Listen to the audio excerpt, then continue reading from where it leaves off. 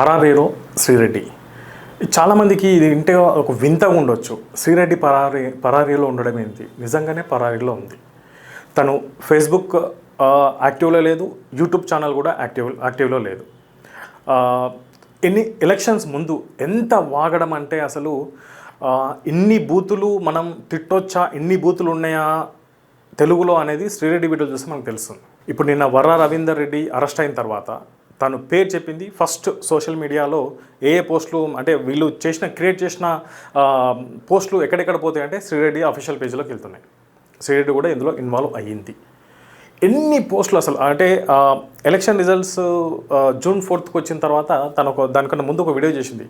అన్నా జగనన్న కానీయన్నా మనమే వస్తున్నామన్నా ఒక్కొక్కరి ఊచకోత కొయ్యాలి.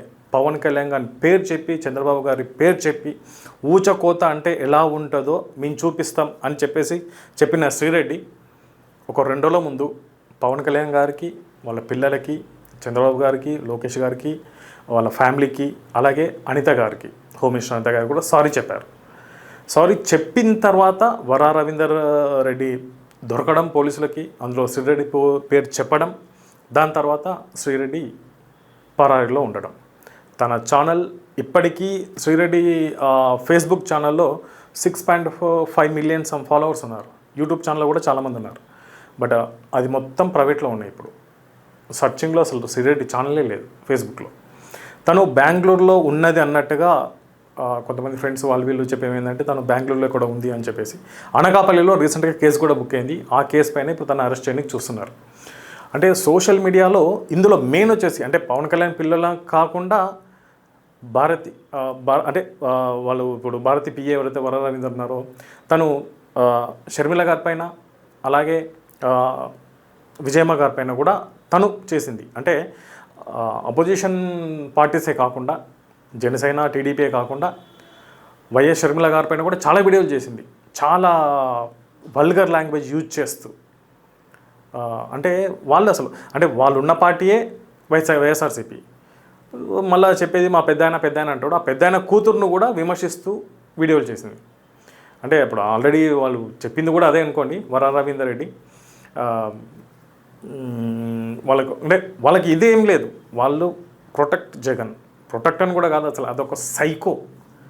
అంటే విమర్శించడం అనేది కరెక్ట్. రాజకీయాల్లో విమర్శ అనేది ఇచ్చిపుచ్చుకునేటట్టు ఉండాలి తప్ప ఇది వన్ సైడ్ ఫ్యామిలీ వాళ్ళని, పిల్లలని, పవన్ కళ్యాణ్ పిల్లలని, పవన్ కళ్యాణ్ వాళ్ళ మిస్సెస్ని అసలు ఆ పోస్టులు అంటే మాకు తెలుసు, మేము సోషల్ మీడియాలో మేము ఉన్నాం కాబట్టి మాకు తెలుసు ఆ పోస్టులు ఏ విధంగా ఉంటాయి. చెప్పనికి రాదు. అదే మనకు డిఐజీ చెప్పాడు కదా, వేరే అరబ్ కంట్రీస్లో అయితే చెట్టుకు కట్టేసి రాళ్ళతో కొట్టి చంపుతారు అన్నట్టుగా అలాగే ఉంటాయి వాళ్ళ పోస్టులు. ఇప్పుడు యాక్చువల్గా ఏంటంటే కొంతమంది ఫ్రెండ్స్ సర్కిల్లో చెప్పేది ఏంటంటే శ్రీరెడ్డి ఎలక్షన్ ముందు ఒక వీడియో చేసింది, రిజల్ట్కి ముందు ఒక వీడియో చేసింది, ఊచకోత అంటే ఎలా ఉంటుంది చూపిస్తాం మేము అన్నట్టుగా. ఇప్పుడు వీళ్ళు టీడీపీ వాళ్ళు ఊచకోత అంటే ఎలా ఉంటుందో చూపిస్తారు. అంటే ఈమె వీడియో చూసి వాళ్ళు ఫాలో అవుతున్నారట, ఈమె వీడియో చూస్తారట. వాళ్ళు చూసి ఊచకోత ఇలా ఉంటుంది అంటే ఇలా ఉంటుంది అని చూపిస్తారు. బట్ ఇది ఊచకోత కాదు. ఇప్పుడు నడిసేది ఊచకోత కాదు. ఊచకోత ఎలా ఉంటుంది అంటే అరెస్టులు ఇంకా భయంకరంగా కావాలి. ఎవరైనా సోషల్ మీడియాలో ప్రతి విమర్శ అనేది కామన్, కానీ ఇలా నీచమైన పోస్టులు పెట్టడం. పవన్ కళ్యాణ్ గారి పిల్లలు ఏం చేశారు, వాళ్ళ అమ్మ ఏం చేసింది, వాళ్ళ భార్యలు ఏం చేశారు, అసలు వాళ్ళకి పొలిటికల్తో సంబంధమే లేదు, రాజకీయాలతో సంబంధమే లేదు. వాళ్ళ ఇంట్లో వాళ్ళని బయటికి తీసుకొచ్చి వాళ్ళ మీద నీచంగా పవన్ కళ్యాణ్ గారిని కూడా ఎంత వల్గర్గా అంటే ఇక చెప్పరాని విధంగా వాళ్ళ దాంట్లో పోస్టులు పెట్టారు. ఆ పోస్టులు పెట్టేటప్పుడు తెలియాలి కదా, మనం ఇలా చేస్తున్నాం, రేపు ఏమైనా అవుతుందేమో.